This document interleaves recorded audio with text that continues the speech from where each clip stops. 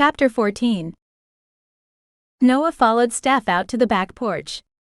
He'd been a little surprised when she'd told him to check the fridge himself, but he'd gone with it. He was glad she was comfortable enough around him to expect him to feel at home. When she suggested they go watch the sun set, he had to remind himself she has too much going on in her life to be thinking about him the way he'd like. Still, he enjoyed their time together and it was a nice evening, so why not? He stood to one side as she lit the grill with an ease born of having done it many times, then turned to face him. "Have a seat.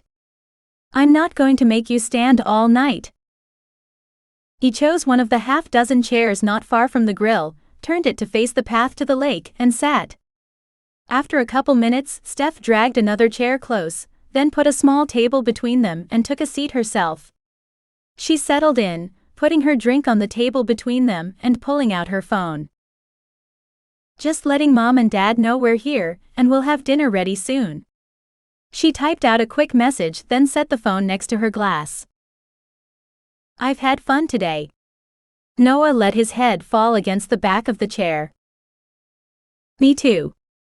Well, aside from scrubbing marker off my car, that is, but even that wasn't as bad as it could have been." Steph leaned back in her chair, stretched her legs out and crossed her ankles in front of her as she wove her fingers together across her stomach. Noah couldn't help but notice the long lines of her legs exposed below the cutoffs she wore. "Damn, I'd like to feel those wrapped around me." The thought popped into his head unbidden. Noah shook his head and pushed the thought away. The sun was just touching the horizon when Steph pushed herself upright and stood. "I'll be right back." She started inside then stopped. "You need another drink?" He checked his glass and found it empty. "Sure." Noah watched as the sun continued to sink, sending an amazing array of colors through the sky. Wanting to preserve the moment and the feeling of being here with Steph, he pulled out his phone and took several photos. "Hey, pretty pictures are supposed to be my thing," Steph said, coming up behind him. He twisted around to find her bringing out a tray with the fish she'd wrapped earlier. "You were busy, so I had to fill in." She gave him a narrow-eyed look he was uncertain how to interpret. "We'll see about that. Here." Steph handed him a can of soda and took the tray to the grill. A few minutes later, she sat back down beside him. "It won't take them long." "I'm in no hurry." He leaned back and thought it was a good thing he'd let Tate convince him to come up. He should probably spend some of his time here with Tate, but he knew his friend would understand. "What are you doing tomorrow?" Steph turned to look at him, seeming to read his mind. "I was thinking about going into Brighton and seeing where I could rent a board to try my hand at windsurfing." "There are a couple places. Have you ever been?" "Windsurfing? No. But it looks easy enough." Steph blinked and looked like she wanted to say something but stayed quiet. "Want to come along and watch me fall?" Steph laughed. Just the reaction he'd been looking for. "It's harder than it looks." "I kind of assumed that. Most things are. But you didn't say, wanna go with?" "I would, but I'm supposed to help out at the store tomorrow." "Not alone, I hope." "No, Zach is supposed to man the pumps for me." Noah scowled. He didn't like that she would be in the store alone, but at the same time, it wasn't his place to complain, or not like how she did things. "What about after?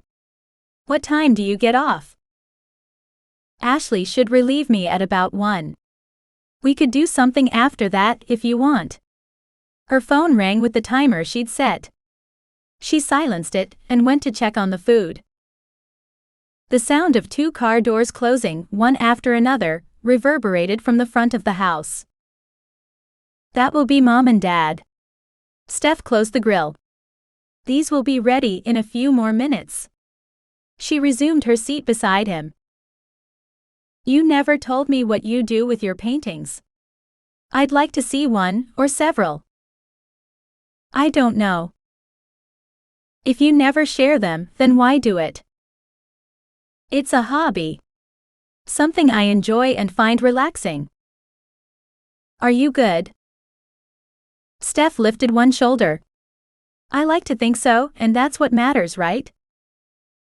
Noah frowned, not sure what to say.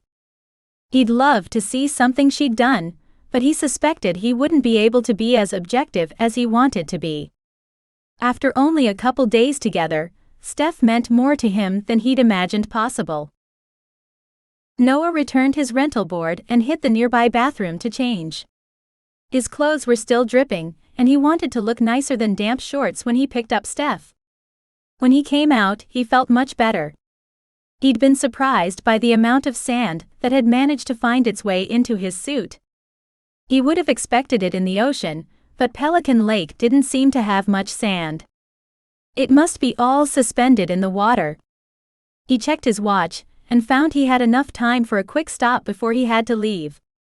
He was hoping to hit the coffee shop before heading over to Steph's.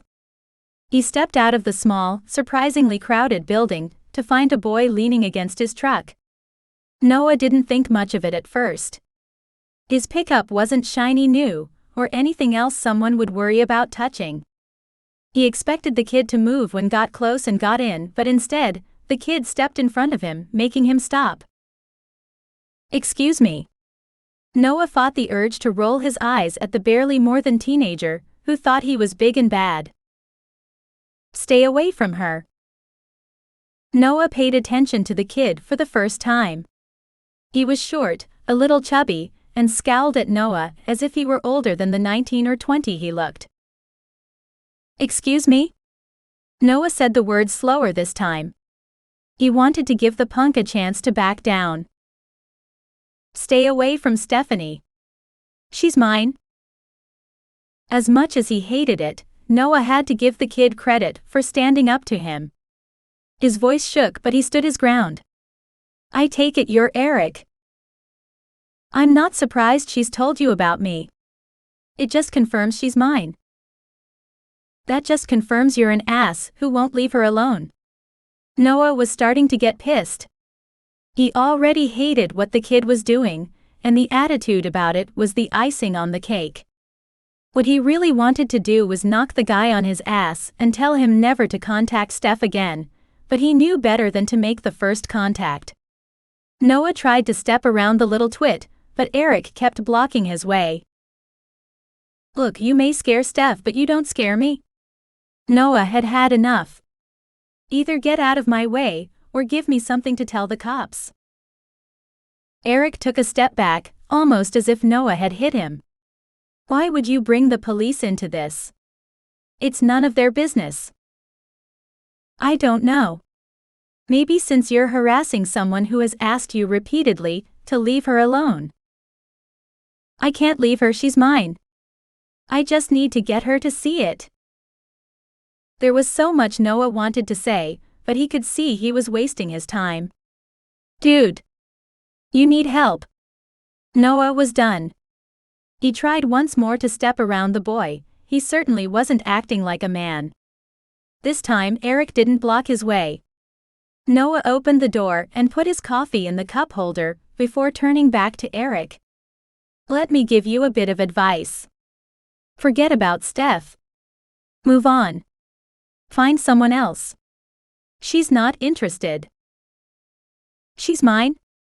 You stay away from her. Eric was still going on when Noah got in and closed the door. He started the truck and dialed Creedon. The officer needed to know about this.